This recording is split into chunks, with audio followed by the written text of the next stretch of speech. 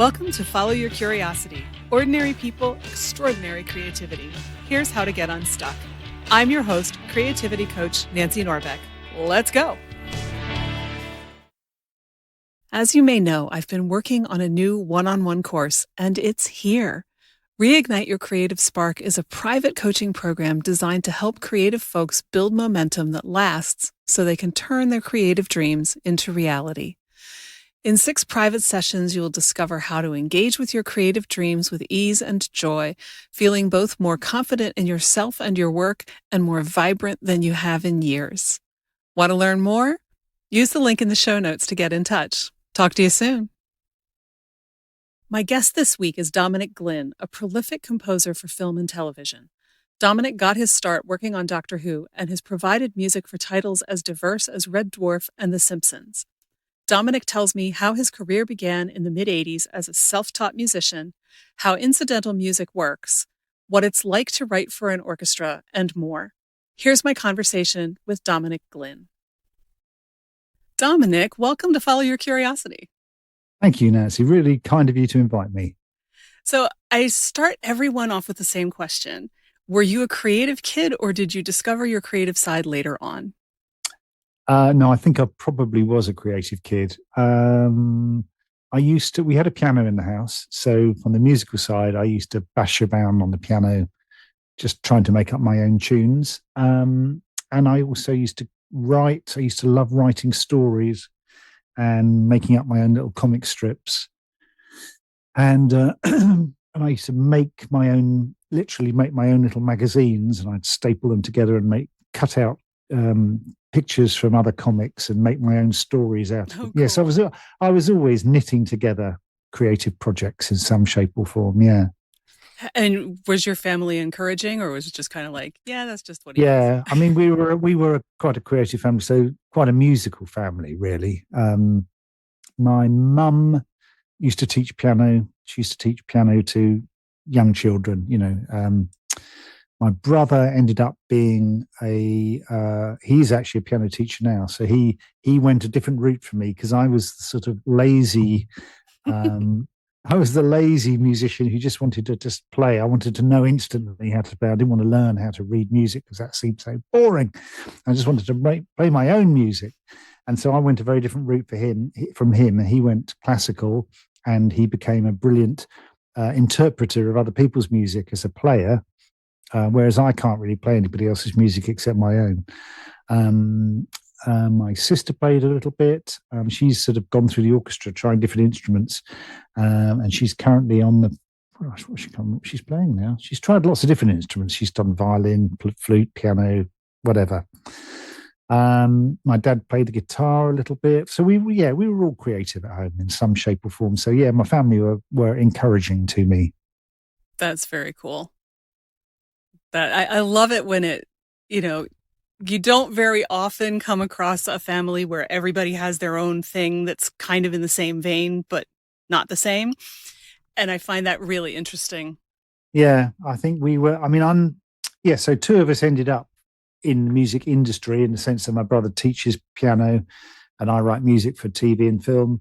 But even those of us in the family who didn't, music is still or was a very big part of their lives. So I'm lucky in that sense. Yeah.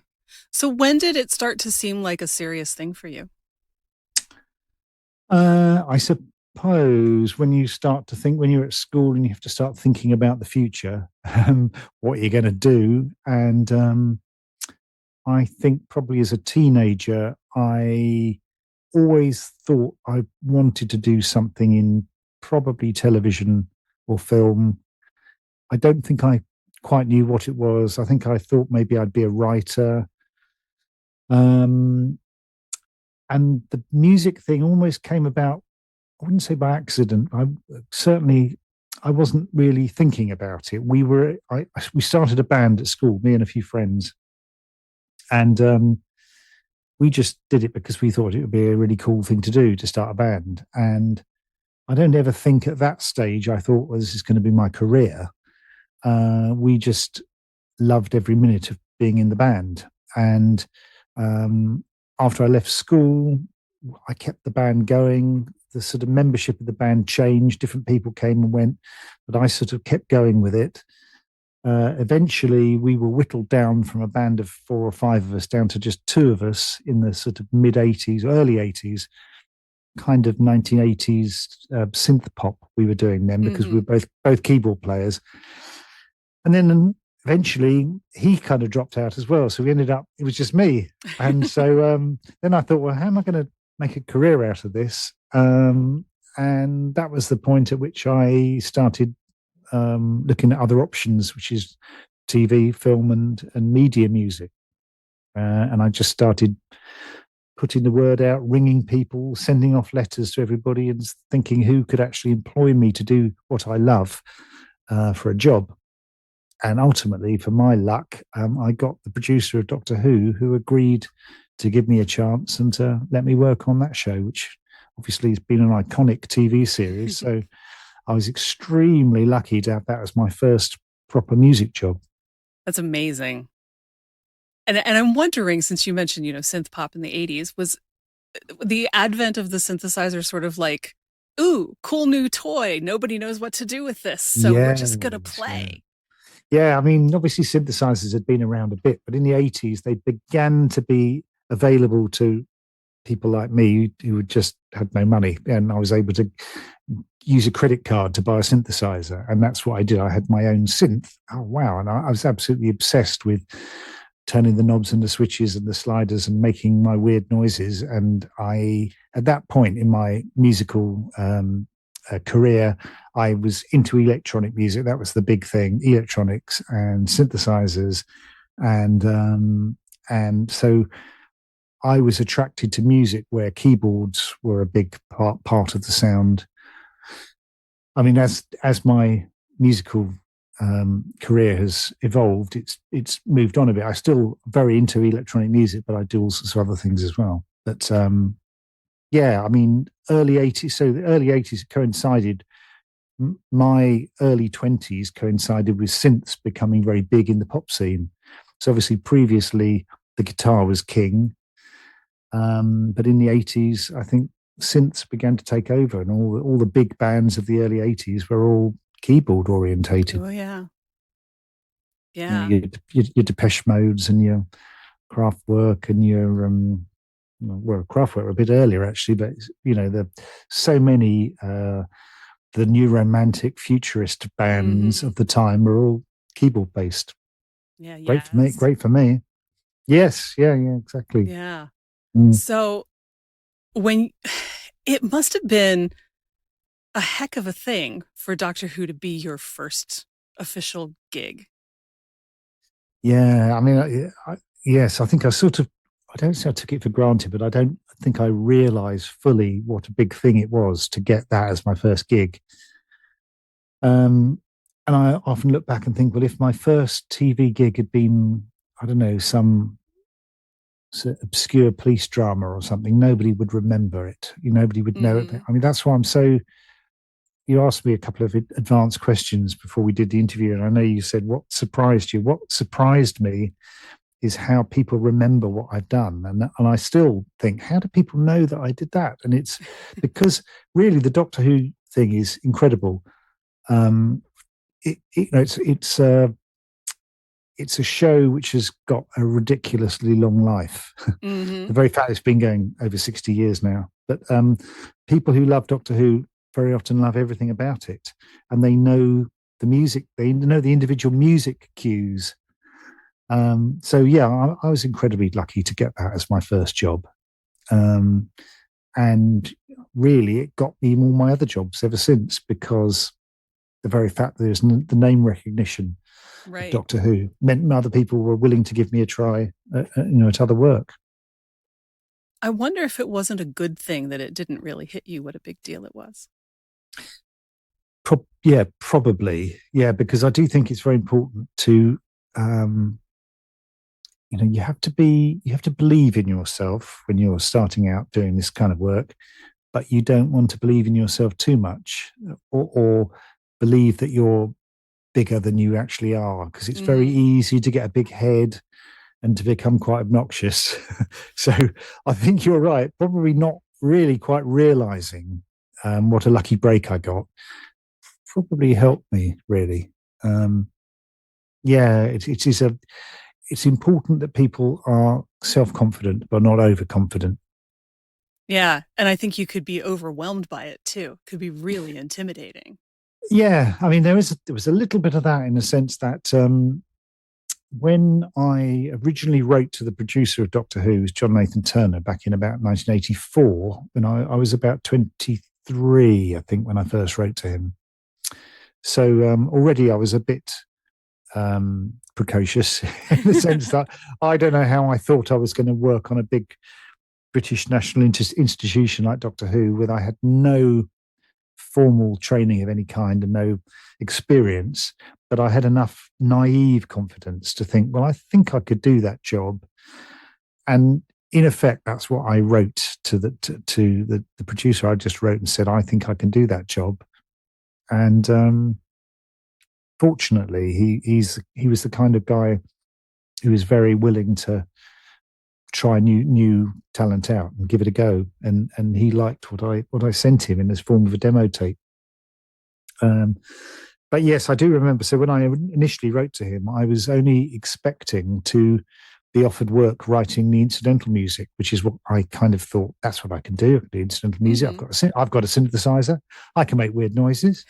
And I sent him a tape of weird spacey noises and spacey music. And what really shocked me is, yes, he first of all he offered me work doing the first couple of episodes, and then out of the blue, he rang and asked if I wanted to rearrange the title music.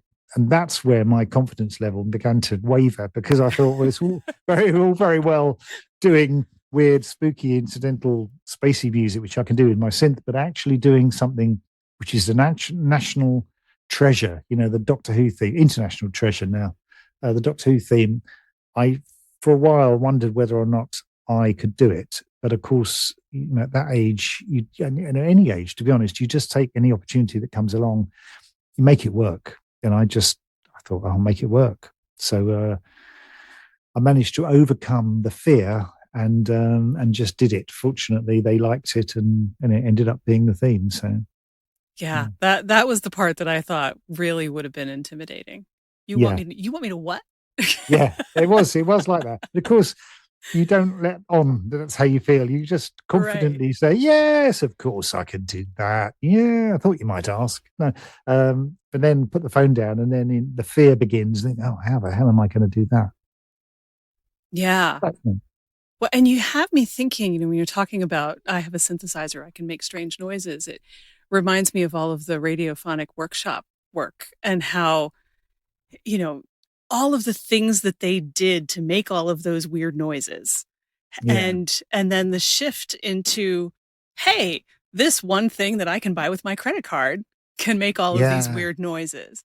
Yeah, I mean that was one of the things about the early 80s where synths became more affordable. So, I mean, I always felt slightly inadequate, because obviously the Radiophonic Workshop had great resources and they had banks of synthesizers and equipment. And I, as a naive 23-year-old, had bought a synthesizer, and then I'd bought another keyboard, and I had maybe 3 synths by the time I started working on Doctor Who.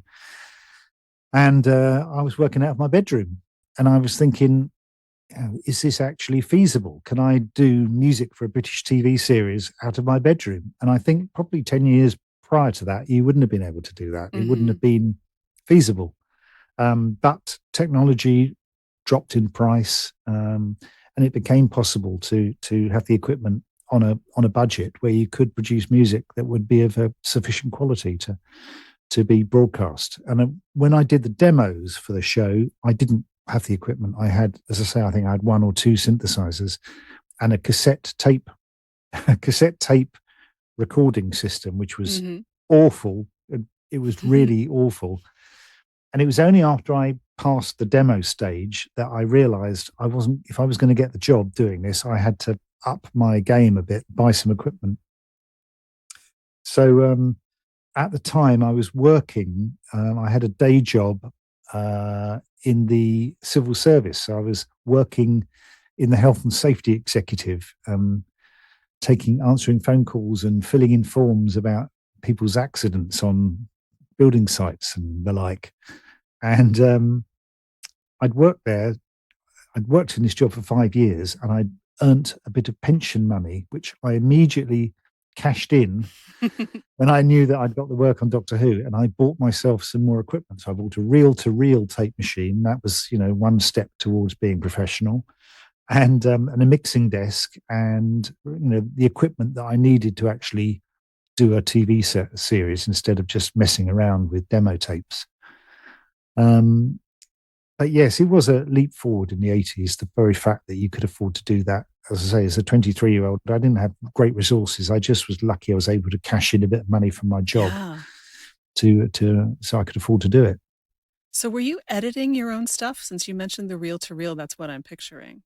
Yeah, so I mean, I'd learnt all the techniques with a razor blade and for people listening who don't know how we used to do it in them olden days, we used to cut tape physically with a razor blade, and that's how you would edit. And I learnt that trade, for want of a better word, because this is odd. I knew that I'd got the work in Doctor Who. I'd been offered the job, and then the panic set in because I thought I don't actually know how the physical act of recording and producing a tape that you give to the BBC and say, this is the music for this episode. I don't really know how it was done. So I rang up the producer. Again, these sort of things don't happen anymore because you can't just ring up producers. But producers at the BBC used to be in-house. And you were able, if you could get the phone number, you could ring through, or you could go to the switchboard and say, could I speak to blah, blah, blah, producer of a certain program? And if you're lucky, you'd get put through. And what happened was I rang the producer of a TV show called Tripods, which was another low budget BBC sci-fi series aimed at children, but nevertheless it had a soundtrack that wasn't that different from Doctor Who in that it was synthesized. And I rang the producer and said, I haven't got a clue. I've been offered the job writing music for Doctor Who. I've never done this before. I could do with some advice. Could I shadow your composer for a day so that I can just watch what he does? And he said, oh, I'll have a word with him and see if that's possible. I mean, as I tell this story, it seems ridiculous because I know how difficult it is to contact people now. We've got email, but emails get lost in a swamp of hundreds and hundreds of emails. So, but anyway, this is what happened. I spoke to this producer. He said, I'll talk to the composer and I'll call you back. And sure enough, he talked to the composer, a guy called Ken Freeman. And Ken Freeman just said, yes, he's welcome to come for the day and I'll show him what I do. And that's exactly what happened. And I went for a day in his studio, which was a lot smarter than mine, because he'd been doing it a few years. And he showed me how you edit tape with leader tape. So you'd have a reel of tape, you'd put your music cue for a particular scene.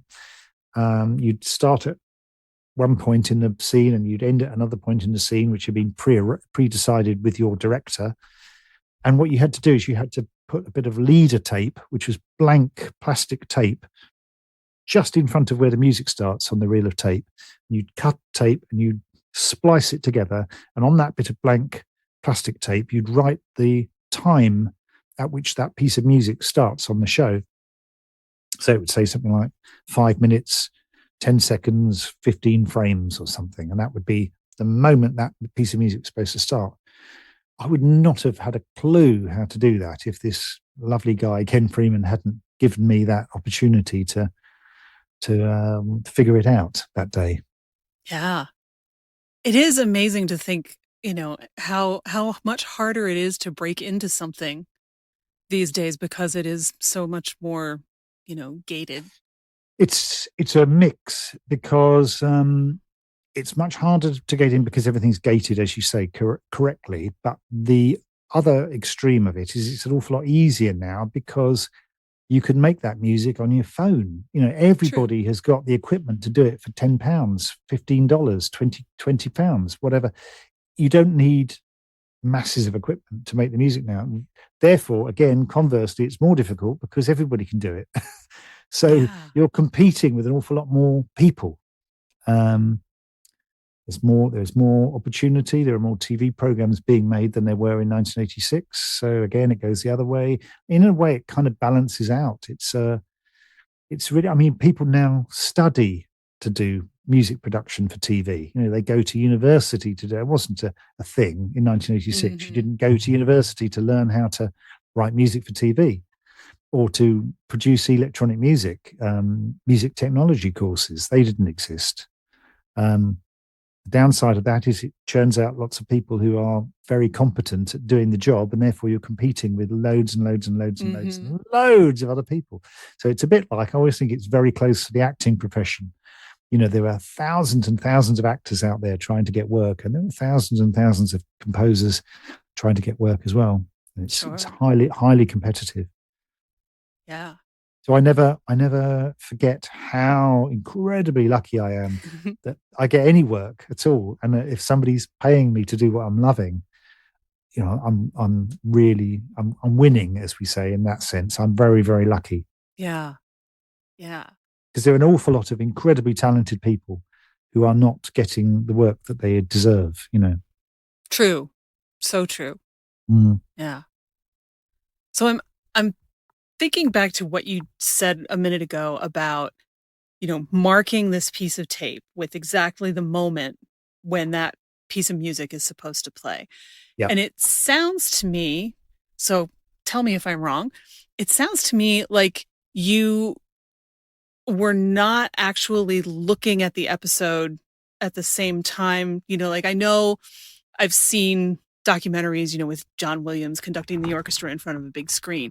It doesn't sound like you were doing anything like that. So that must have been interesting to figure out exactly where things went and for how long. No, well, we were doing that. So, okay.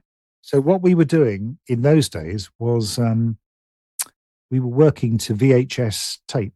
So we would be given the episode on a cassette videotape, which I'd put in my home video recorder, play it, and it would have time code at the bottom of the screen with the you know, the time and every frame of that episode. And before I started work on it, I'd have a meeting with the director, and we'd go through it and work out where the music was supposed to start and end for each scene or whenever the music was needed.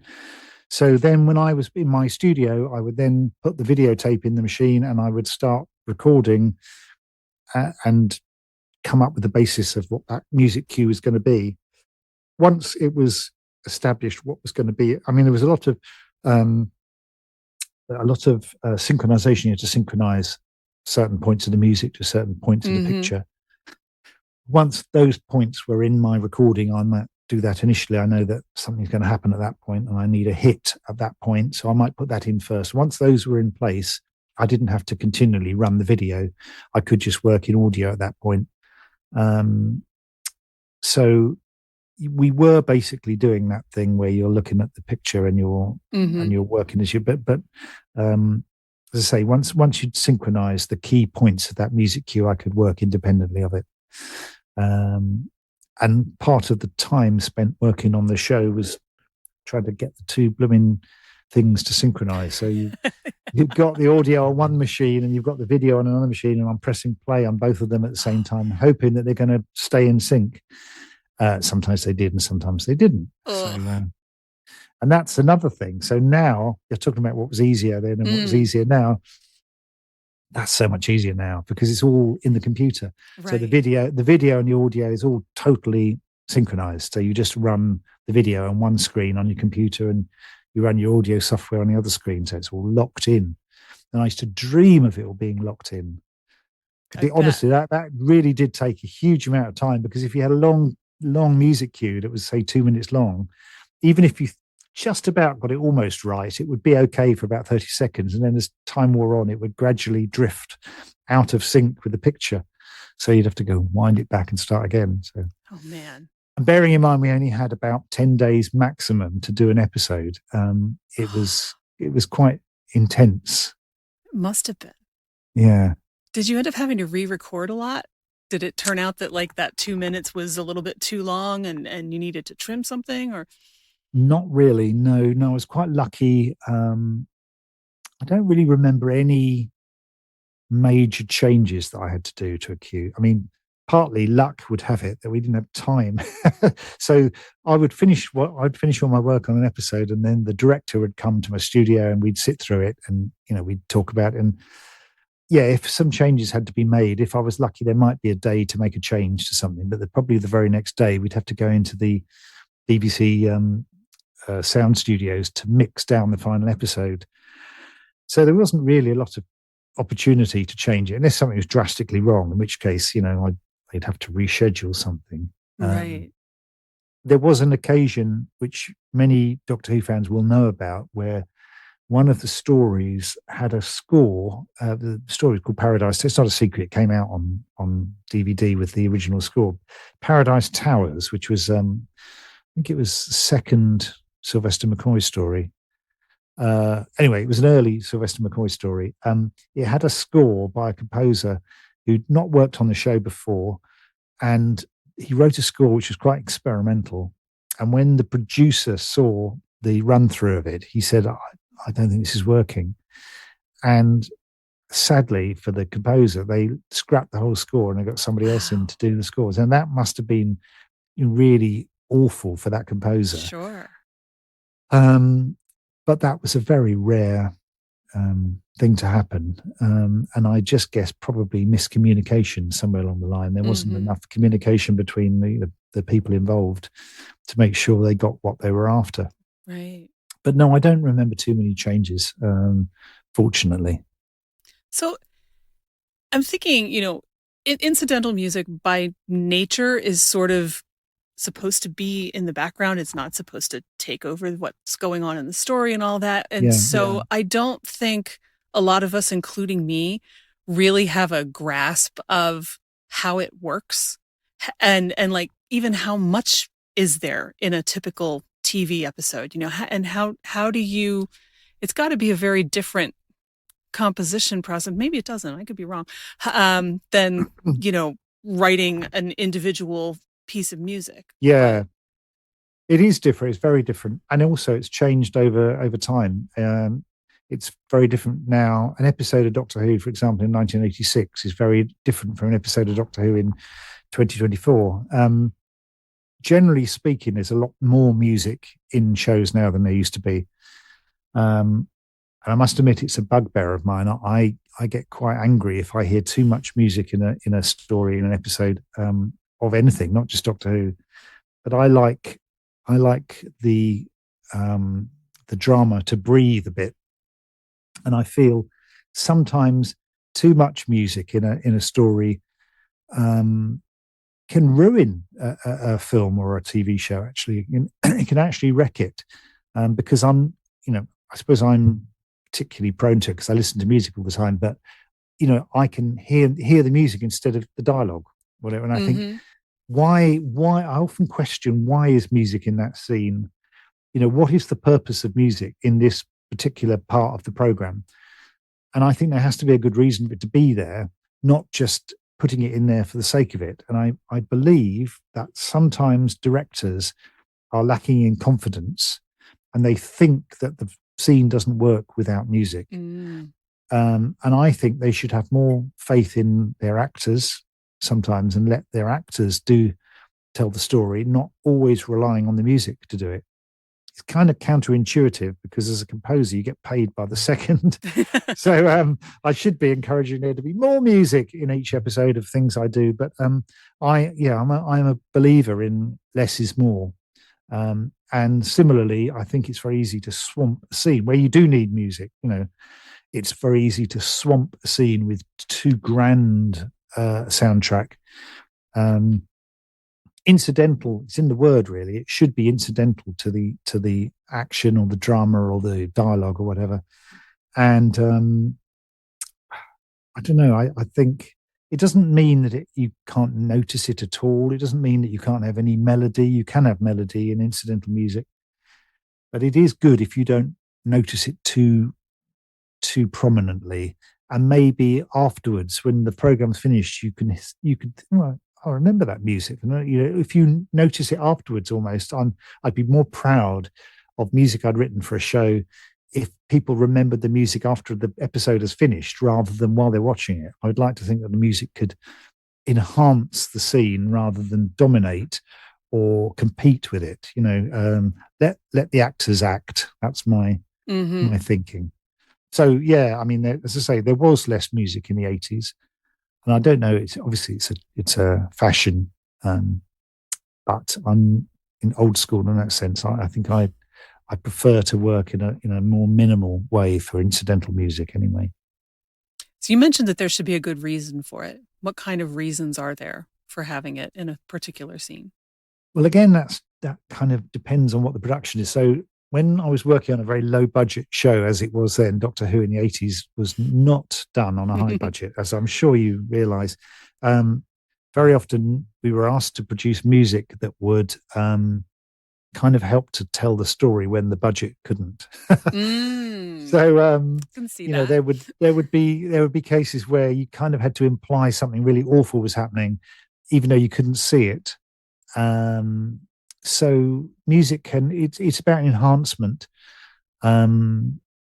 It can give you a bit of expectation when you need the viewer to sort of be led towards something. Music is very good at that. It can enhance emotion. But again, you don't always need to do that. Sometimes I think the emotion is coming from the actors and you don't need the music to do it. But very often also music can really help with that. It can do so much. It can sort of be run counter to the story in a way. Sometimes that works really well when you do something that's completely counterintuitive to what maybe you might expect. We had, again, just relating this back to Doctor Who, because obviously I worked on it for a long time. There was a story called The Happiness Patrol, which you may or may not have seen. And it had the chief monster, in inverted commas, was a thing called the Candyman. Oh, yes. who was made out of sweeties, candy. And he wasn't particularly horrific. He was still nightmare fodder for me. Well, hopefully he was nightmare fodder because the music helped to make him nightmare. Now, if you see him on his own, he's almost quite cuddly. He looks like what we had. I don't know if you have this in other parts of the world, America, Canada. I don't know whether you have Licorice All Sorts. We used to have Bertie Bassett. Yes. Was the cartoon character made out of Licorice All Sorts, and he looked like Bertie Bassett. And again, the budget didn't allow for him to look as scary as maybe the writers would have liked him. The writer would have liked him to look. Anyway, I thought if I write scary music, big doomy horror film music, it's going to look a bit silly because he doesn't look like something out of an expensive horror film.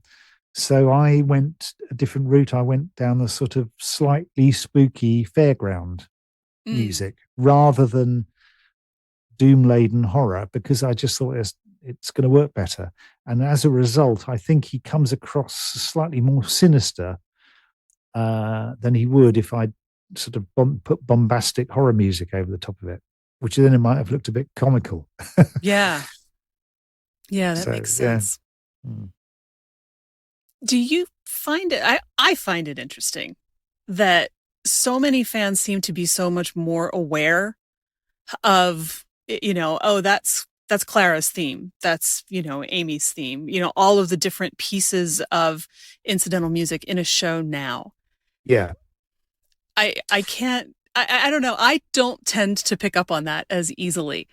And so I think that's part of why it fascinates me. But yeah, I mean, even I don't always pick up on that. I mean, I had a few themes. We didn't work quite such a clear-cut way in the sense of everybody having themes. I do remember a few characters when I worked on Doctor Who having themes, but it wasn't a big thing, and I didn't particularly like doing that either. I wanted the scene to dictate the music rather than the character. We had a character in some of the stories I did, a guy called Glitz. I don't know whether you remember Sabalom Glitz. Yep. He had a theme. I can't even remember whether I had anybody else that had a theme. We had a couple of recurring themes for elements of a story, but not exactly character themes. again, maybe it's a fashion thing. I mean, it started with Wagner. He introduced the leitmotif, which is the idea of a character having their own theme.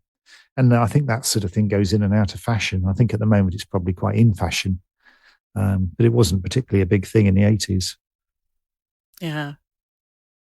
It's funny because as we're talking, I'm kind of trying to conjure up the kinds of things that would come up, random little pieces of music during an episode, and so many of them are the more synthesized things seem to be what stick in my head. Even, and I'm Yeah, not even coming up with a full theme or anything. It's just like, I think it's more a feel than the actual I mean music that's itself, of how it felt.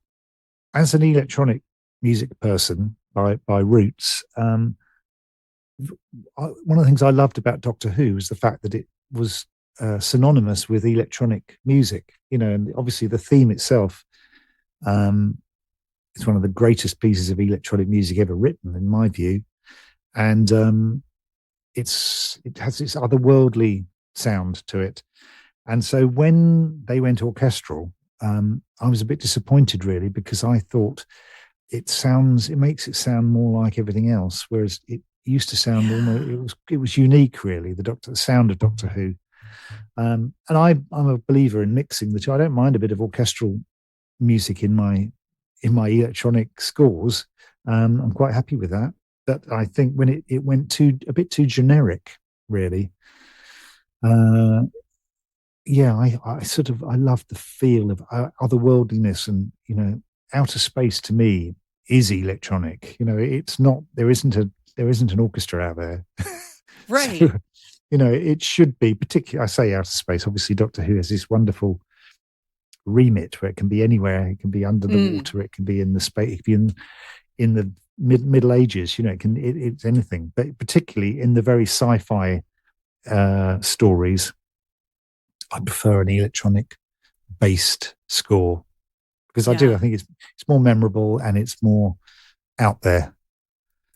I I just cannot not bring up the original theme tune with Delia Derbyshire's arrangement, which was Yeah, so spooky and alien and otherworldly. and it still sounds spooky. In other words, it's Mm-hmm. never dated, and I don't think it ever will, No. because it was not created with the instruments of the day. It was created with Right. random pieces of electronic equipment. There were no synthesizers in 1963. Uh, it was created with reels of tape and hitting things and recording them and slowing them down and splicing tape together, as we were talking about earlier, and using test equipment with oscillators and all that kind of thing meant that there was nothing about it which was of 1963, just as there wasn't anything about it as of 2024. It was just bits and pieces of equipment, and it really is timeless. Ironic, really, being Doctor Who. But, Yeah. yeah, it's I mean, I fantastic. I agree with you. I like the themes since the series has come back, and they certainly seem to keep, throwing all sorts of other things in there with the choral bits. And I think there's a whole bit where there's a big piano moment in the new one Yeah, and everything. But it doesn't have that alien, otherworldly no, feel. it could be the soundtrack to anything, any adventure series now, and that's Right. that's a shame, I think. Um, it's, I mean, to be fair, the world again has moved on drastically. There isn't room quite for experimentation that there was, particularly in the 60s. The 1960s was a period of incredible innovation in the arts and culture, and people were willing to accept really unusual, innovative things, including electronic music, in the 70s as well. So there was a story in Doctor Who called The Sea Devils, which had the most bizarre electronic soundtrack, totally off the wall, um, which I think nowadays, well, I know nowadays, they wouldn't get away with doing it. People they wouldn't accept it. Whether the public wouldn't accept it or whether the commissioning people wouldn't accept it, thinking that the public wouldn't accept it, I don't know what the answer is. Mm-hmm. but there was certainly um, an appetite for experimentation in the 60s, which has sadly gone, I think. So I think if anyone tried to do something really experimental with, for example, Doctor Who now, it's becoming so mainstream and so part of um, 2020's culture. I, I think there'd be the constant worry that this is going to end the show.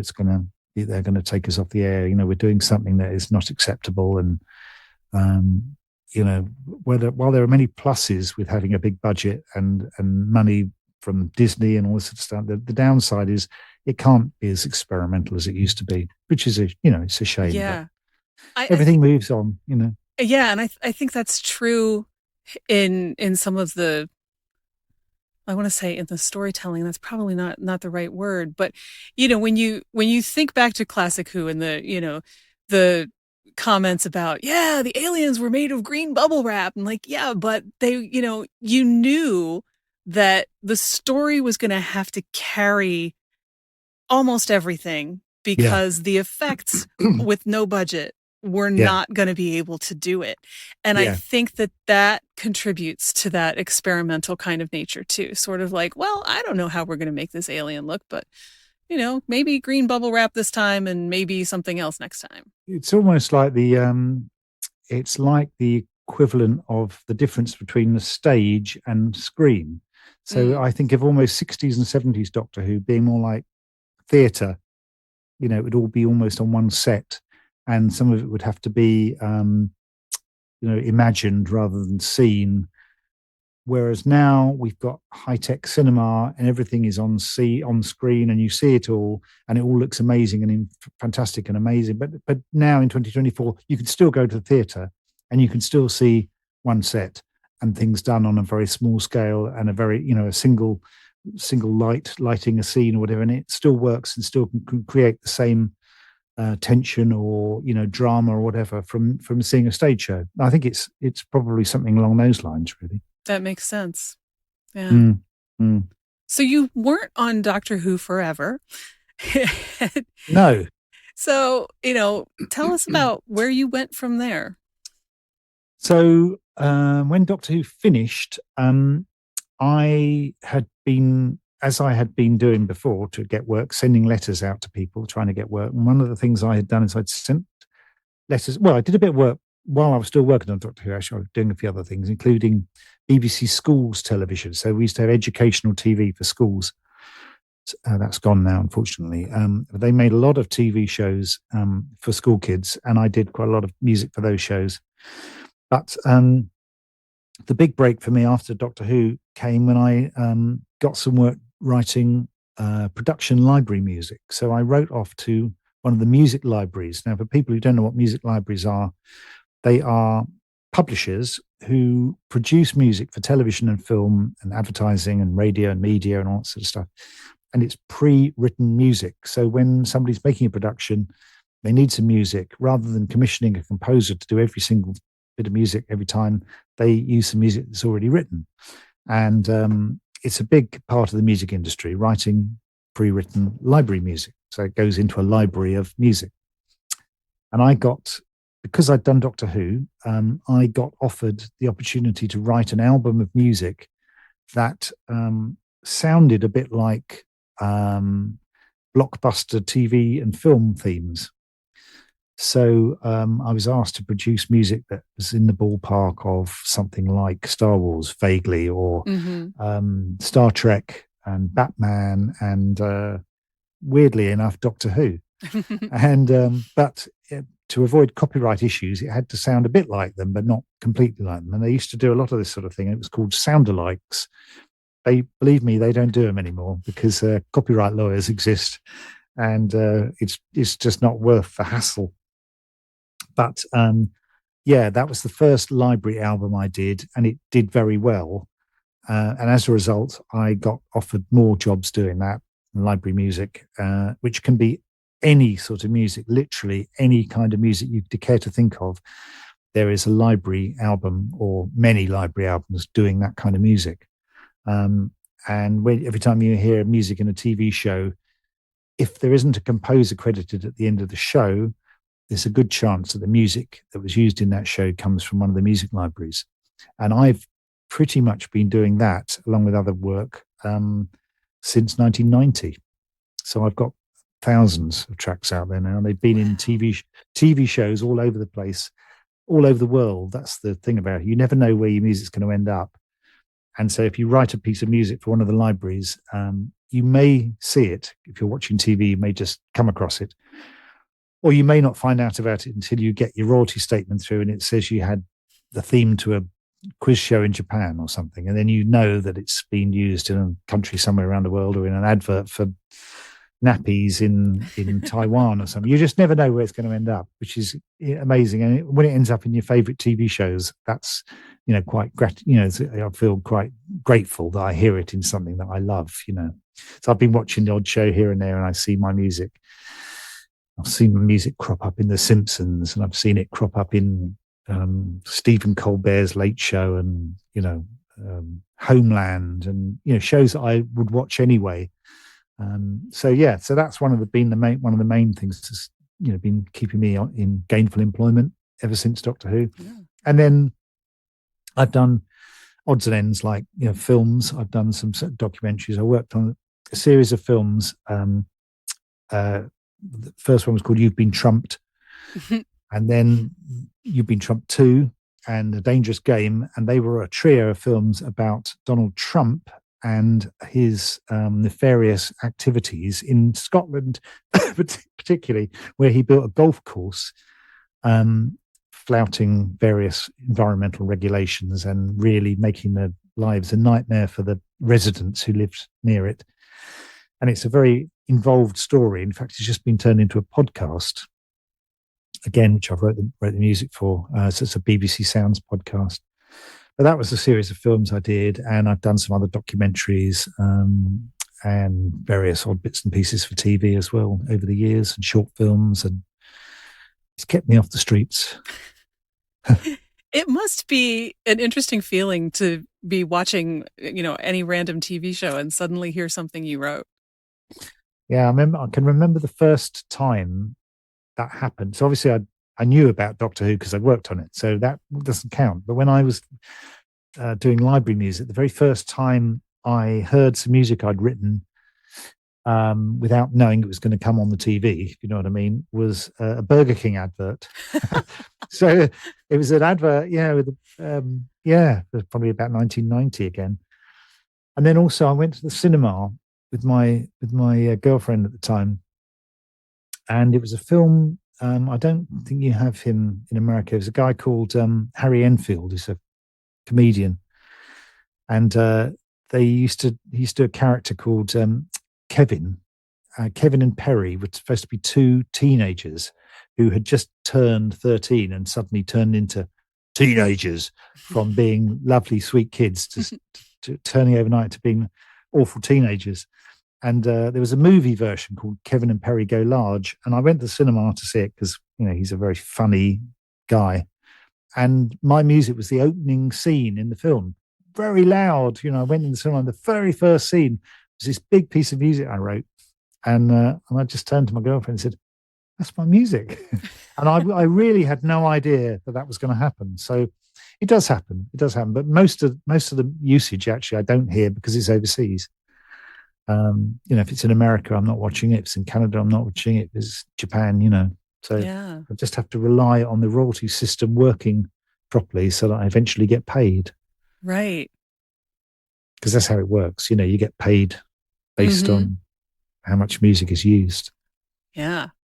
Well, and you'd mentioned, writing sound-alikes, and I'm curious to know, how hard is it to write something that's similar enough that it's in the right vein, but different enough that you won't get in trouble for it? Yeah, well, that's a very good question. I had to feel my way in the answer to that.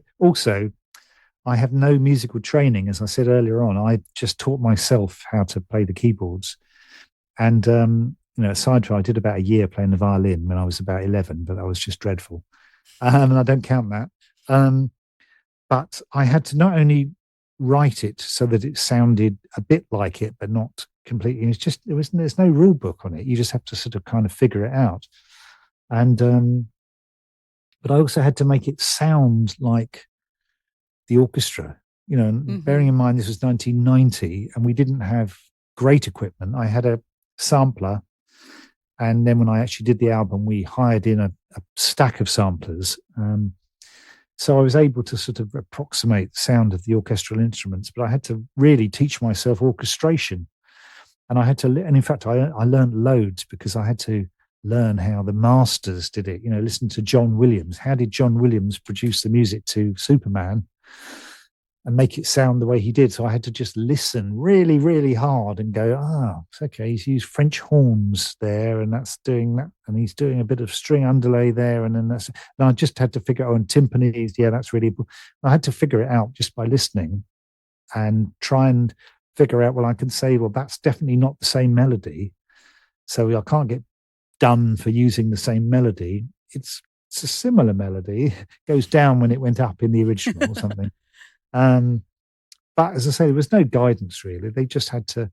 There were a couple of times I did a couple of those sound alike things. I did it was called Sounds of the 50s and 60s, and they wanted songs, instrumental versions of songs that sounded like they were from, hits of the 50s and 60s. So we had to do things that sounded a bit like the Beatles and Fats Domino and I'm trying to think what else was on there, the Doors and all that kind of thing. And there was one track, it wasn't on that. No, I tell you what, it wasn't on that. It was on another album where they actually decided it was too close, and they decided it was too close to the original, and they had to take it down and adjust the album, take the track off the album. And I tell you, I'll be honest and open about it. It was a sound alike of the X-Files, Oh, and it got used quite a bit because it did sound like the X-Files. But I think in the end, it was decided it sounded too much like the X-Files, so it was wiped from the records, and it was no longer used. the X-Files is such a distinctive theme too. Yeah, yeah.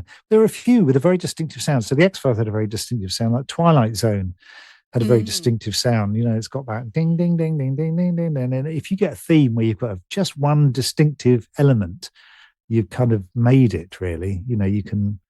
I wish I'd had the opportunity to write a theme where you can just have one sound where people go, that's so and so. Yeah. But yeah, the X-Files is a great theme as well. So yeah, it is. Talking of an eerie, otherworldly theme. Yeah, yeah. It definitely fits. Yeah. But yeah, it's interesting to think about basically reverse engineering what somebody else did to try to figure out how to do something similar. Yeah, but it as I say, I learned a huge amount doing that. I'm sure. as an exercise, for being able to do the next project where they don't want to sound like a John Williams, but they want something orchestrated. And I think, well, I learned how to do that, so I can now do this, and that's led on to me doing lots of actual orchestral work. So although I am a keyboard player and I work with synths and I'm not trained, I've done quite a few projects with a full-size orchestra, and that is awesome. For somebody also, I get dreadful imposter syndrome because I think, well, how the hell can I be doing this and I don't even know how to read music? But actually, there are an awful lot of composers who work in the industry who don't read music. They come from the kind of background I do, where they play by ear. And the thing is, it's all about collaboration. Just as you collaborate with the orchestra, the composer is not expected to play every instrument. You have the great players in the orchestra to do that. So when you're a composer and you don't read and write music in the classical sense, you work with somebody who conducts and can interpret a score properly. So although I work with a computer and the computer will draw up a score, it's not 100% reliable. So you take the score that you've written and you give it to somebody who's a score adapter or a score I can't remember the word now, the person that works with a score, and they will ensure that it's playable by the orchestra properly, and that the result is that you can write music for an orchestra, and it's the best feeling in the world. The thing, I wrote this and these wonderful musicians have come in and they've just because they're so professional, they come into the studio and they sit down in their chair and they pick up their instrument and they look at the music and they just play it. I just sort of fall over each time. I think, how the hell how do they do that? That's just incredible. Unfortunately, it doesn't happen often enough because there's never the budgets. But it's the story of the world now. No one's got the budget for anything. But right, I wouldn't have guessed that there would be so many people who are writing orchestral things and don't read music. That's amazing. There are quite a lot of big names as well. Surprisingly, famously, Danny Elfman is a big name composer who's not a traditional score reading writing composer. And there are a lot of people, particularly also you think about the tradition of jazz composers who come from a background of playing by ear. Yeah, it's true. And a lot of jazz composers have done film soundtracks as well. So. Yeah, but what an amazing place to end up from where you started. Yeah, I mean, again, I feel incredibly lucky. To some extent, it's true. You make your own luck. You have to believe in yourself, as I say, and not be overconfident and piss people off. But the key to continuing to work, I think, is to make life easy for the people who commission you. I think that's the key to it. And I guess that's what I've striven to do. And I guess I'm doing something right because people are still employing me to do work. So yeah, I'm still doing it all these years later. All these years. Yeah, I would say that's a good sign you got it right.